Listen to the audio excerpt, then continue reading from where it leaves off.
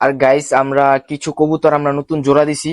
So এই যে হইতেছে আমার নতুন জোড়া, এই হইতেছে আমার বাগানর, এটা একটা বাঘা কবুতর। সো দেখেন এই কবুতরটা, আর এই যে হইতেছে মাদি, এই মাদিটাকে জোড়া দিছি। সো এদেরকে জোড়া দিছি আপনার কারণ হইতেছে যে এই কবুতর গুলো আপনার যাওয়ার সম্ভাবনা বেশি, আমার বাড়ি থেকে চলে যাওয়ার সম্ভাবনা বেশি, কারণ নতুন কবুতর তো। সো তাই আমি সব কবুতর ছাড়তাছি বর্তমানে, ছেড়ে ছেড়ে আমার বাড়ি লাগাইতেছি বা বাসায় আপনার পোষ মানাইতাছি।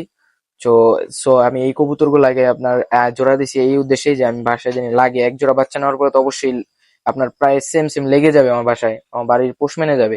তো এই একটু চেষ্টা করতেছি, বাকিটা আল্লাহ জানে। সো আর এই হইতেছে আপনার আরেকটা জোড়া, এই দেখেন এই কবুতরটাও নতুন। আর ওই পাশে একটা মাদি আছে, এটাও নতুন, অনেক ছটফটে কবুতর, একটু দেখাই আপনাদেরকে, অনেক ছটফটে কবুতর।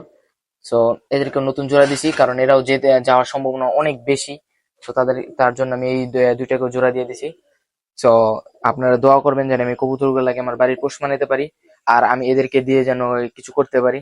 সো সকলেই আমার ভিডিওটা অবশ্যই লাইক করবেন, এবং ফেসবুক থেকে দেখতেছেন তো আমার চ্যানেল, ফেসবুক পেজটাকে আপনারা ফলো করে দিবেন। আর যারা যারা ইউটিউব থেকে দেখতেছেন তারা তারা তারা আমার ইউটিউব চ্যানেলটাকে সাবস্ক্রাইব করে দিবেন এবং লাইক দিতে কিন্তু ভুলবেন না।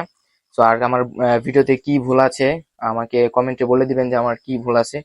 তো আর আপনারা কিরকম ভিডিও চান আগামী থেকে, আপনারা কিরকম ভিডিও দেখতে পছন্দ করেন বা কার কি সমস্যা, সেই আমাকে কমেন্টে বলবেন, আমি ওই উদ্দেশ্যে ভিডিও করার চেষ্টা করব।